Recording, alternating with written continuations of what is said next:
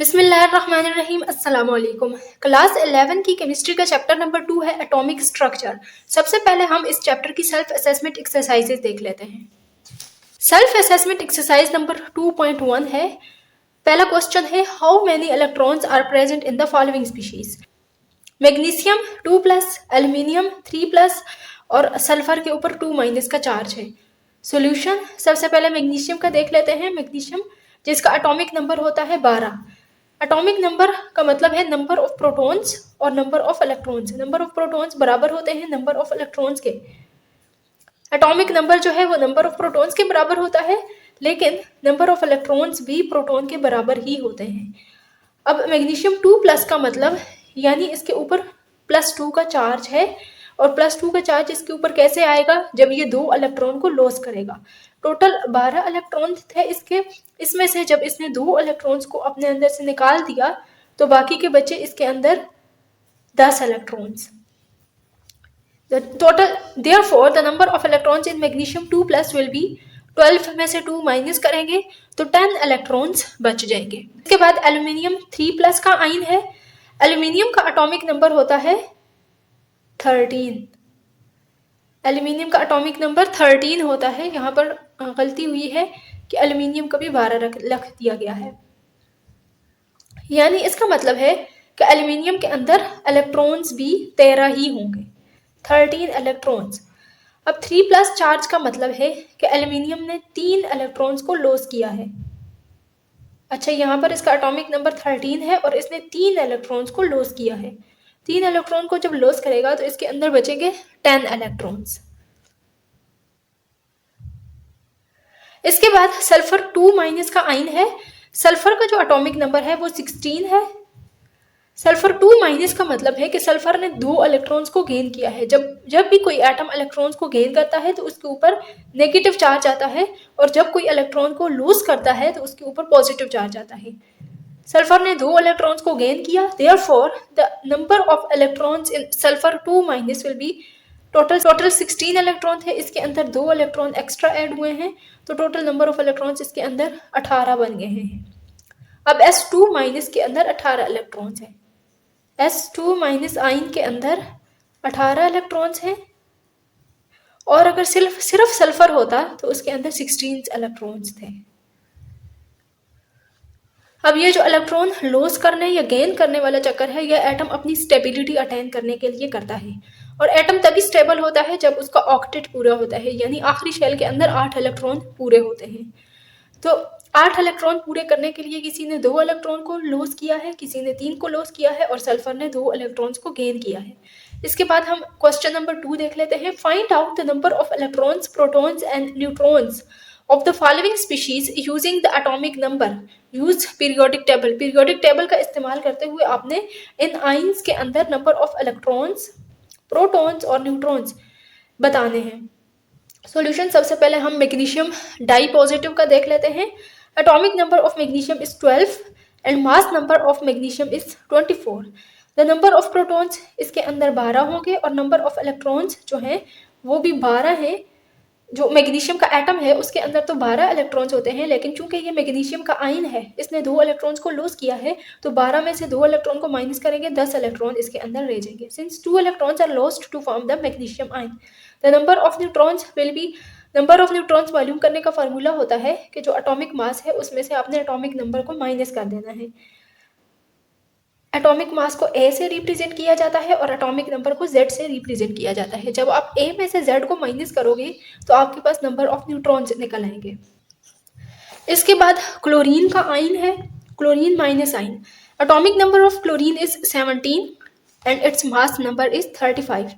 ये चीज़ें आपको पीरियोडिक टेबल से पता चलेंगी। अगर आप पीरियोडिक टेबल में देखें तो क्लोरीन का एटम कुछ इस तरह से बताया जाएगा। तो ये रहा पीरियोडिक टेबल। पीरियोडिक टेबल में इधर क्लोरीन है, क्लोरीन के ऊपर 17 जो कि इसका एटॉमिक नंबर है ये लिखा हुआ है, और नीचे इसके 35.453 जो कि इसका एटॉमिक मास है। तो पीरियोडिक टेबल के अंदर से ये 2 चीज़ें पता लगाने के बाद, यानी एटॉमिक मास और एटॉमिक नंबर पता लगाने के बाद, आप इसके सब एटॉमिक पार्टिकल्स की तादाद निकाल सकते हैं। नंबर ऑफ प्रोटॉन्स जो है वो तो एटॉमिक नंबर ही होता है। एटॉमिक नंबर 17 है तो नंबर ऑफ प्रोटॉन्स भी 17 ही होंगे। अब नंबर ऑफ इलेक्ट्रॉन क्लोरीन के एटम के अंदर तो 17 होंगे, लेकिन चूंकि इसके ऊपर माइनस का चार्ज है यानी एक इलेक्ट्रॉन इसने गेन किया हुआ है, तो 17 + 1 क्या हो जाएंगे 18। Since 1 electron is gained to form chloride ion, number of neutrons इसके जो है एटॉमिक मास में से एटॉमिक नंबर को माइनस करेंगे तो आपके पास नंबर ऑफ न्यूट्रॉन्स आ जाएंगे। 35 इज एटॉमिक मास जिसको ए से रिप्रेजेंट किया जाता है, और 17 इसका एटॉमिक नंबर है जो कि Z से रिप्रेजेंट किया जाता है, तो इसके अंदर ये नंबर ऑफ न्यूट्रॉन्स निकल आएंगे। इसके बाद है chlorine try positive ion, atomic number of chlorine 17 है, पीरियोडिक टेबल से पता चला है, और इसका एटॉमिक मास 35 है। नंबर ऑफ प्रोटॉन्स इसके 17 ही होंगे क्योंकि नंबर ऑफ प्रोटॉन्स इस atomic number of electrons chlorine के एटम के अंदर 17 थे। अब इसके ऊपर 3 पॉजिटिव का चार्ज है, क्योंकि क्लोरीन के ऊपर 3 पॉजिटिव का चार्ज है इसलिए जो इसका एटॉमिक नंबर है इसमें से 3 इलेक्ट्रॉन्स को माइनस करना है, तो इसके अंदर बच जाएंगे 14 electrons. Since 3 electrons are lost to form the chloride ion, number of neutrons will be 35 में से आप 17 माइनस करेंगे। 35 इसका एटॉमिक मास है जिसको ए से रिप्रेजेंट किया जाता है, और 17 इज इट्स एटॉमिक नंबर जो इसको जेड से रिप्रेजेंट किया जाता है, तो ये नंबर ऑफ न्यूट्रॉन्स पता चल जाएंगे। नंबर ऑफ सल्फर की एग्जांपल है, सल्फर डाई नेगेटिव आयन है, एटॉमिक नंबर सल्फर का 16 है और इसका एटॉमिक मास 32 है। नंबर ऑफ प्रोटॉन्स इसके 16 होंगे जो कि एटॉमिक नंबर के बराबर होता है। नंबर ऑफ इलेक्ट्रॉन्स के लिए आपने क्या करना है, इसके एटॉमिक नंबर में से 2 को जमा कर देना है, क्योंकि इसके ऊपर 2 माइनस का चार्ज है यानी इसने 2 इलेक्ट्रॉन्स को गेन किया है, तो 16 + 2 will be 18। Number of neutrons के लिए आपने एटॉमिक मास में से एटॉमिक नंबर को माइनस कर देना है, तो ये आपके पास नंबर ऑफ न्यूट्रॉन्स आ जाएंगे। अब जो नंबर ऑफ प्रोटॉन्स हैं ये तो सिंपल आप एटॉमिक नंबर से पता लगा सकते हो। नंबर ऑफ इलेक्ट्रॉन्स किसी भी एटम के आपने एटॉमिक नंबर को देखना है और उस एटम के ऊपर मौजूद चार्ज को देखना है। अगर तो चार्ज नेगेटिव है तो आपने नेगेटिव चार्ज को ऐड करना है एटॉमिक नंबर में, और अगर तो चार्ज पॉजिटिव है तो आपने एटॉमिक नंबर में से उस चार्ज को माइनस करना है। फिर इसी तरह नंबर ऑफ न्यूट्रॉन्स का तो फार्मूला होता है कि atomic mass minus atomic number. Chapter number 2 की सेल्फ असेसमेंट एक्सरसाइज 2.2 है। क्वेश्चन नंबर 1 है, as you move from left to right across a period in the periodic table the atomic radius generally, आप जब left to right जाते हैं periodic table में तो atomic radius क्या करता है, डिक्रीज करता है। पूछा क्या है कि जब हम लेफ्ट टू राइट जाते हैं पीरियोडिक टेबल में, लेफ्ट टू राइट, तो एटॉमिक रेडियस क्या होता है, डिक्रीज करता है। अब कैसे डिक्रीज करता है, सबसे सिंपल जो पीरियड है वो देख लेते हैं। सबसे सिंपल पीरियड, पहला पीरियड है पीरियड नंबर 1 जिसके अंदर हाइड्रोजन और हीलियम आ जाते हैं। हाइड्रोजन होता है 1 हीलियम 4 हाइड्रोजन का अगर हम स्ट्रक्चर ड्रा करें तो न्यूक्लियस के अंदर एक प्रोटॉन होगा और एक ही शेल के अंदर एक इलेक्ट्रॉन होगा। अगर हम हीलियम की स्ट्रक्चर ड्रा करें तो हीलियम के न्यूक्लियस के अंदर 2 प्रोटॉन होंगे और एक शेल होगा जिसके अंदर 2 इलेक्ट्रॉन्स होंगे। अब अगर यहाँ पर आप देखें तो हाइड्रोजन के न्यूक्लियस के ऊपर +1 का चार्ज है।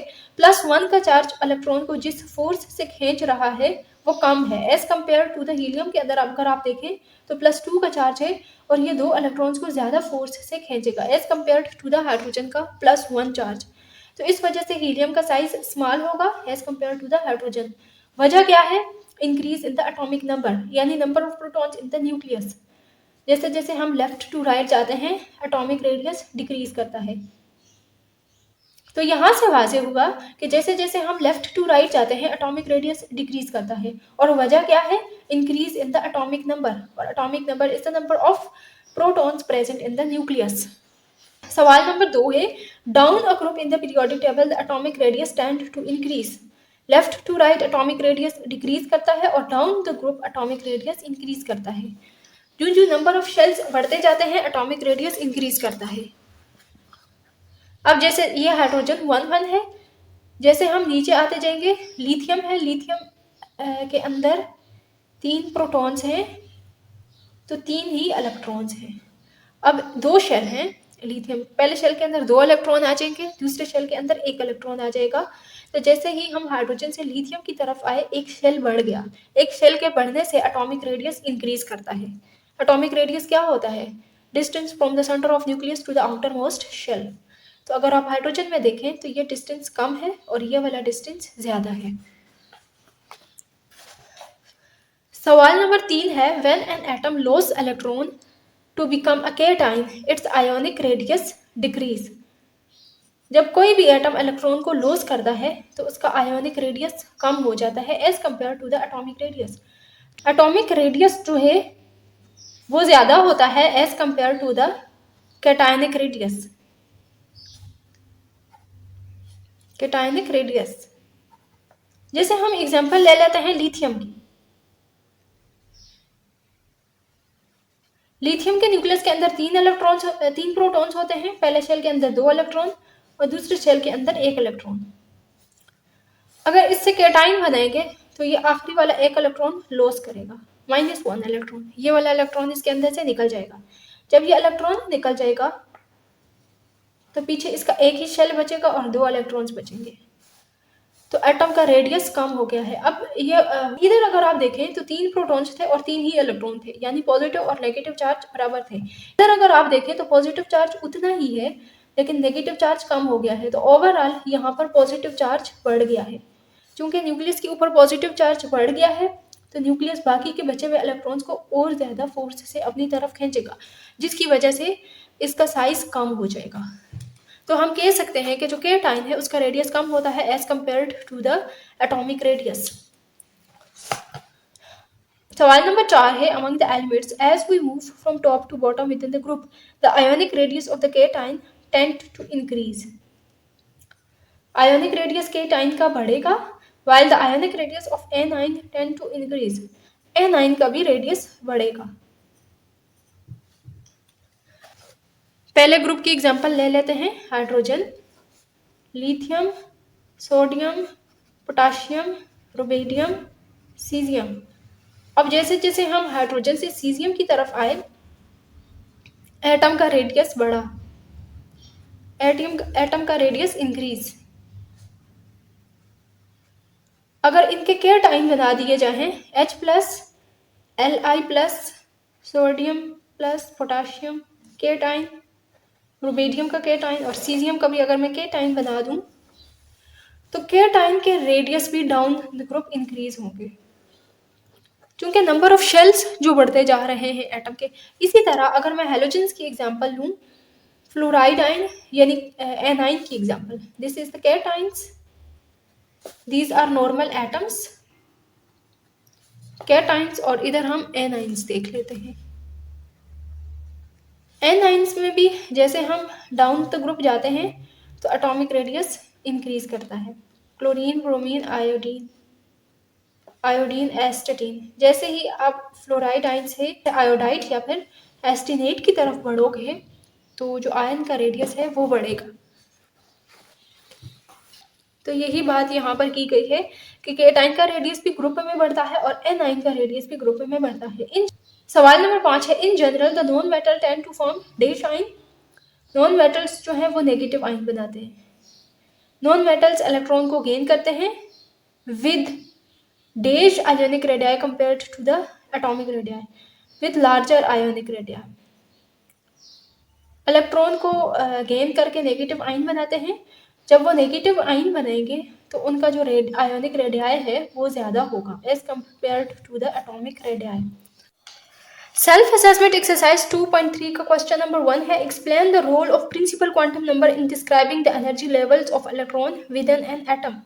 एटम के अंदर जो इलेक्ट्रॉन्स की एनर्जी है यानी वो कौन से एनर्जी लेवल में पाए जाते हैं, उसको डिस्क्राइब करने में प्रिंसिपल क्वांटम नंबर का क्या किरदार है। यानी प्रिंसिपल क्वांटम नंबर से हमें कैसे पता चलता है कि एटम के अंदर कौन कौन से एनर्जी लेवल वाले इलेक्ट्रॉन पाए जाते हैं। इधर मैं आप लोगों को प्रिंसिपल क्वांटम नंबर समझा देती हूँ। बोहर ने जो अपना एटम का मॉडल पेश किया था उसके अंदर क्या था कि एटम के सेंटर में न्यूक्लियस होता है जिसके ऊपर पॉजिटिव चार्ज होता है और इस न्यूक्लियस के इर्द गिर्द शेल्स होते हैं जिनकी फिक्स्ड एनर्जी होती है। इनको शेल्स कहा जाता है और इनकी फिक्स्ड एनर्जी होती है। फिक्स्ड एनर्जी की वजह से इन्हें एनर्जी लेवल्स भी कहा जाता है। और इनके अंदर इलेक्ट्रॉन्स घूम रहे होते हैं। अब ये वाला जो शेल है पहला n इज इक्वल टू 1 हम इसको कहेंगे, दूसरे को n इज इक्वल टू 2, तीसरे को n इज इक्वल टू 3। जो पहला शेल है इसकी फिक्स्ड एनर्जी होगी। लेट्स सपोज हम मान लेते हैं कि इसकी एनर्जी है 5 किलो जूल, इसकी 5 किलो जूल है। अब ये वाला जो है इसकी एनर्जी हम मान लेते हैं कि 10 किलो जूल है, और जो तीसरा शेल है इसकी एनर्जी हम मान लेते हैं कि 15 किलो जूल है। अब इस एटम के अंदर जो इलेक्ट्रॉन्स हैं मान लेते हैं कि वो पहले शेल के अंदर है। पहले अगर वो पहले शेल से दूसरे शेल की तरफ जंप करेगा तो पहले शेल में इसकी एनर्जी 5 किलो जूल है, दूसरे शेल के लिए इसको 10 किलो जूल एनर्जी रखनी पड़ेगी। तो ये यहाँ पर एनर्जी को एब्जॉर्ब करेगा, एनर्जी को एब्जॉर्ब करेगा तभी ही वो बारहवीं वाले शेल के अंदर आने के काबिल होगा। तो इसको कहते हैं एब्जॉर्प्शन स्पेक्ट्रम। एनर्जी को एब्जॉर्ब करने से जो स्पेक्ट्रम बनता है उसको एब्जॉर्प्शन स्पेक्ट्रम कहेंगे। और अगर दूसरी पॉसिबिलिटी यह हो सकती है कि दूसरे शेल में है इलेक्ट्रॉन और वो पहले शेल में जाना चाहता है, इधर इसकी एनर्जी 10 किलो जूल पर मोल है और इधर इसकी एनर्जी 5 किलो जूल पर मोल होगी, तो इसको एनर्जी लॉस करनी पड़ेगी क्योंकि अंदर वाले शेल के लिए ज़्यादा एनर्जी की ज़रूरत नहीं पड़ती। इसको 5 किलो जूल पर मोल एनर्जी लॉस करना पड़ेगा। 5 किलो जूल पर mole of energy will be lost by it. तो इस एनर्जी के लॉस करने की वजह से इसका जो स्पेक्ट्रम बनेगा उसको हम इमिशन स्पेक्ट्रम कहेंगे।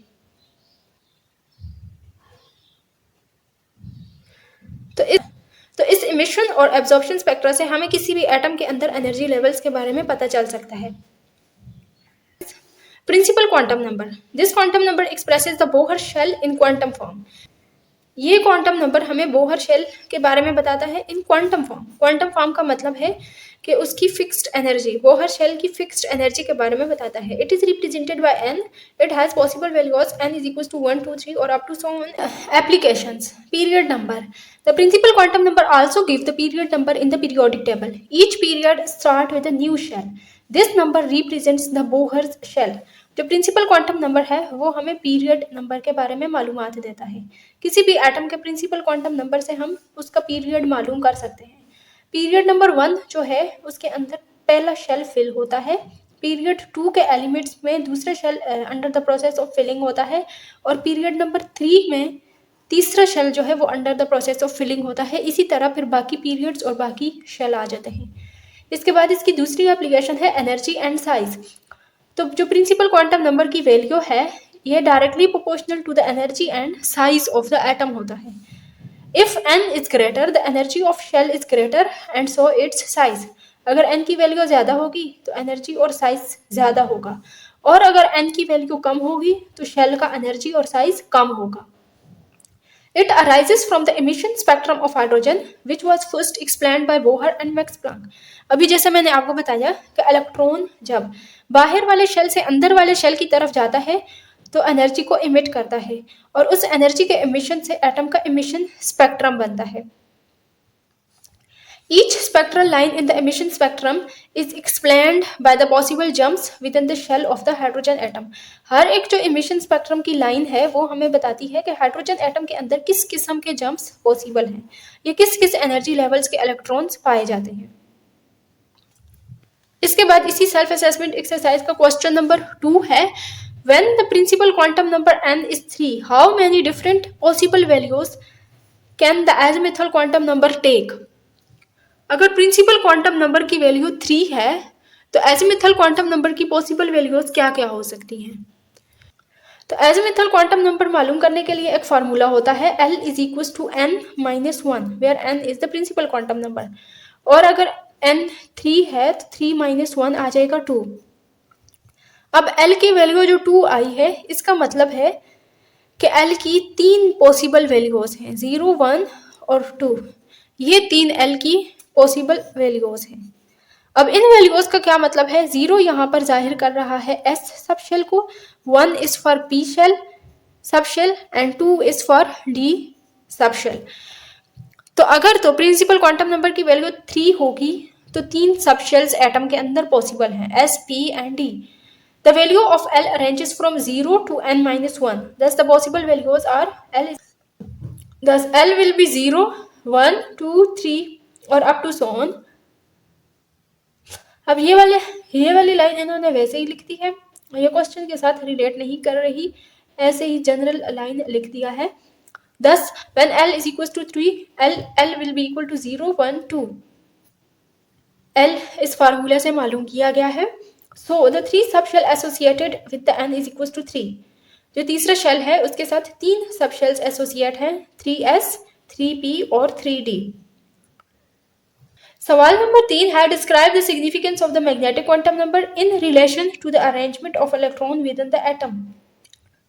एटम के अंदर जो इलेक्ट्रॉन्स का अरेंजमेंट है उसके रिलेशन में आपने मैग्नेटिक क्वांटम नंबर बताना है। यहाँ पर मैं आपको हल्का सा मैग्नेटिक क्वांटम नंबर समझा देती हूँ। सबसे पहले तो हमें देखना होगा principal quantum number. Principal quantum number, और प्रिंसिपल क्वांटम नंबर को तो बोहर ने ही डिस्कवर किया था। बोहर ने बताया था कि एटम के अंदर शेल्स प्रेजेंट होते हैं। तो ये बोहर का स्पेक्ट्रम कुछ इस तरह से था। एटम के अंदर मुख्तलिफ एनर्जी लेवल्स के शेल्स प्रेजेंट होते हैं और ये स्पेक्ट्रम में डिस्टिंक्ट लाइन थी। हर एक लाइन एक दूसरे से जुदा और डिस्टिंक्ट है। फिर इसी जो बोहर का स्पेक्ट्रम है इसको जब हाई रिजोल्यूशन स्पेक्ट्रोमीटर के जरिए देखा गया तो हमें पता चला कि जो एक लाइन है वो फर्दर स्प्लिट हुई भी है 2-3 लाइन में, यानी एक लाइन जो है वो 2-3 छोटी छोटी लाइनों से मिलकर बनी है। ये कैसे पता चला? हाई रिजोल्यूशन स्पेक्ट्रोमीटर से। High resolution spectrometer. तो फिर यहाँ से जो है किसी दूसरे क्वांटम नंबर की ज़रूरत पड़ी और उस दूसरे क्वांटम नंबर का नाम पड़ा azimuthal quantum number. Azimuthal quantum number जिसको L से रिप्रेजेंट किया जाता है। यानी एटम के अंदर शेल्स जो होते हैं वो फर्दर सब शेल्स पर मुश्तमिल होते हैं। ये हमें शेल्स के बारे में बताता है प्रिंसिपल क्वांटम नंबर, और ये हमें सब शेल्स के बारे में बताता है।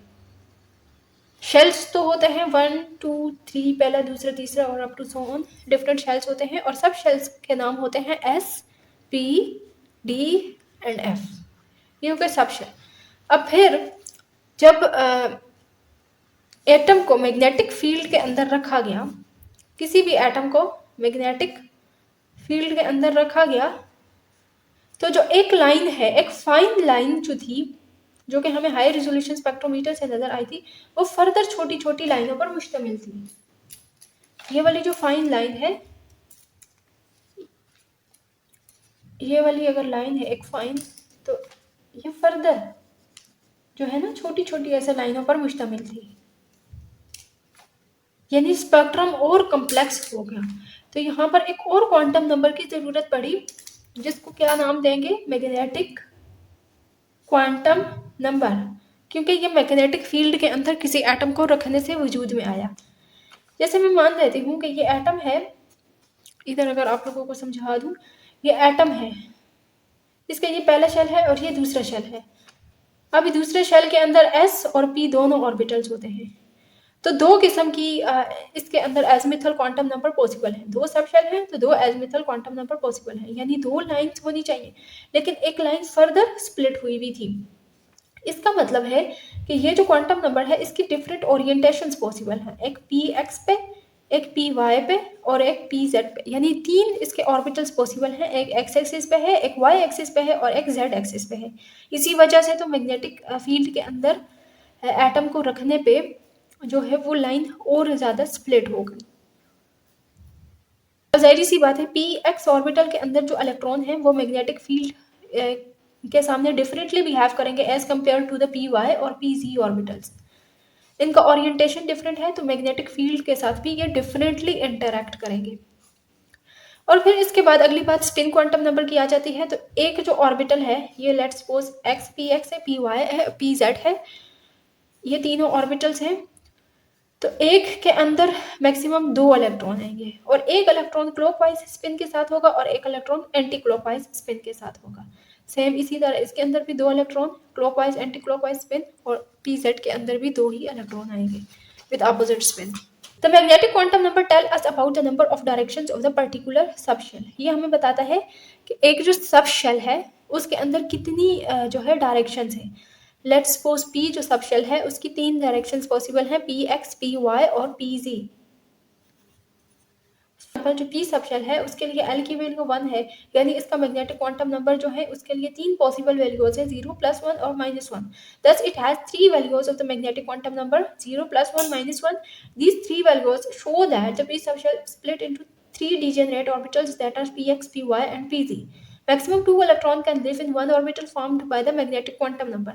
The 2 electrons occupy the same orbital, their spin must be opposite. If one electron spins clockwise, the other spins will be counterclockwise. अगर एक इलेक्ट्रॉन का स्पिन जो है वो क्लॉकवाइज होगा तो दूसरे इलेक्ट्रॉन का स्पिन एंटी क्लॉकवाइज होगा, जैसे कि मैंने अभी आपको समझा दिया। सेल्फ असेसमेंट एक्सरसाइज 2.4 का क्वेश्चन नंबर 1 है, in which orbital of the atom the 11th electron will be configured. जो 11वां इलेक्ट्रॉन है वो कौन से ऑर्बिटल के अंदर जाएगा? Electronic configuration. इलेक्ट्रॉनिक कॉन्फ़िगरेशन का मतलब होता है कि arrangement of electrons in various shells and sub shell. Electronic configuration करने के लिए आपको सबसे पहले जो ऑर्बिटल्स हैं उनकी तरतीब पता होनी चाहिए। ऑर्बिटल्स की तरतीब के लिए मैंने एक बहुत सिंपल सा फार्मूला बनाया है, उसके लिए आपने याद करना है S P S P S D P S D P S F D P and S F D P. बस ये तरतीब याद कर लेनी है ऑर्बिटल्स की। अब हम इनको जुदा जुदा करके लिख लेते हैं।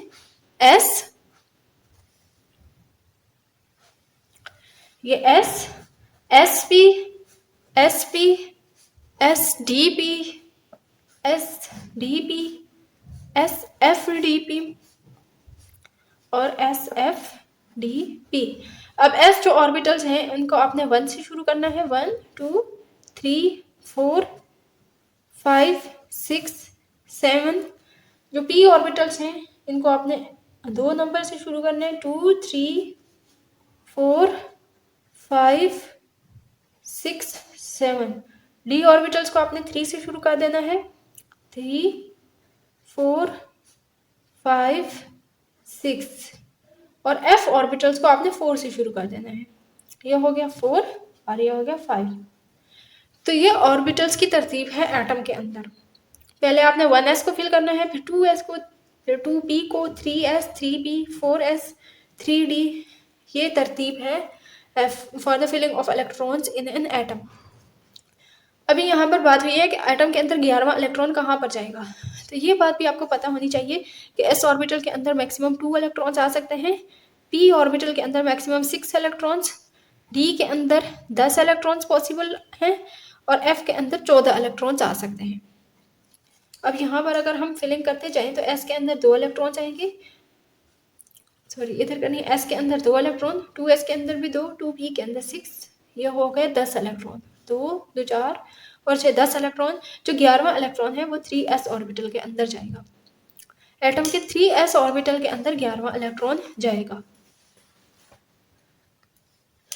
अच्छा, आप p ऑर्बिटल को ऐसे जुदा जुदा करके भी लिख सकते हैं, px py और pz को अलग अलग करके भी लिख सकते हैं।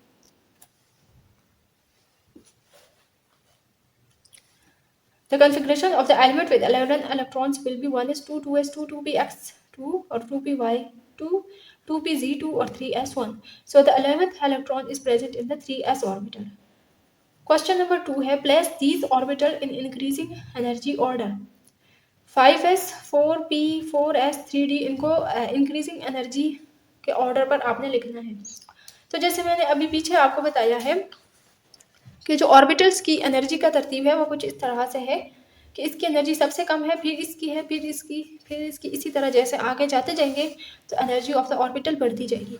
अभी हमसे पूछा है 5s 4p 4s 3d है 5s। तो इस ट्रिक की मदद से आप आसानी से अंदाज़ा लगा सकते हो कि किसकी एनर्जी कम है और किसकी ज़्यादा है। अब जैसे 4s की कम है, फिर 3d, फिर 4p और फिर 5s। पेपर में हल करने के लिए आपको इस तरह का एक टेबल बनाना होगा जिसमें सब शेल n+l वैल्यू और n वैल्यू आपने लिख ली होगी। सब शेल यहाँ पर है 5s। अब इस 5s में जो 5 है वो n को जाहिर कर रहा है और s जो है वो l की वैल्यू को जाहिर कर रहा है, यानी इस ऑर्बिटल की आपने n+l वैल्यू निकालनी है। जो s ऑर्बिटल होता है उसकी l वैल्यू होती है 0, p की l वैल्यू 1 डी की एल वैल्यू 2 होती है और एफ की एल वैल्यू 3 होती है। एस के लिए आपने एल की वैल्यू 0 पुट कर देनी है, तो 5 + 0 विल बी 5। 4 पी की एन प्लस एल वैल्यू में एन वैल्यू इसकी 4 आ जाएगी और पी के लिए एल की वैल्यू होती है 1। ये इसकी एन प्लस एल वैल्यू 5। इसी तरह 4s की एन प्लस एल वैल्यू 4 आ जाएगी और 3d की एन प्लस एल वैल्यू 5 आ जाएगी। अब जिसकी एन प्लस एल वैल्यू सबसे कम होगी उसकी एनर्जी कम होगी, लेकिन अगर आप इधर ध्यान दें तो सबसे कम n plus l value 4s की है और बाकियों की n plus l value same है। अगर N plus l value same हो तो जिसकी एन वैल्यू लेस होगी उसकी एनर्जी कम होगी, जिसकी एन वैल्यू कम होगी उसकी एनर्जी कम होगी। अब इन तीनों में अगर आप ध्यान दें, इसमें, इसमें और इसमें, तो एन की वैल्यू इसकी कम है तो इसकी दूसरे नंबर पर एनर्जी हो जाएगी। फिर एन की वैल्यू इसकी कम है तो इसकी तीसरे नंबर पर एनर्जी हो जाएगी और इसकी चौथे नंबर पर एनर्जी हो जाएगी। According to the N plus L, the N values, the order of increasing energy is, सबसे पहले आपने एन प्लस एल वैल्यूज को देखना है कि किसकी कम है, और अगर N plus L values same है तो फिर आपने ये वाली चीज लागू करनी है। तो इस लिहाज से जो एनर्जी का ऑर्डर है वो सबसे कम एनर्जी 4s की है, फिर 3d, फिर 4p और फिर 5s। तो ये थी चैप्टर नंबर 2 एटॉमिक स्ट्रक्चर की सेल्फ असेसमेंट एक्सरसाइजेस। अगली जो 4 सेल्फ असेसमेंट एक्सरसाइजेस हैं वो हम अगली वीडियो में देखेंगे।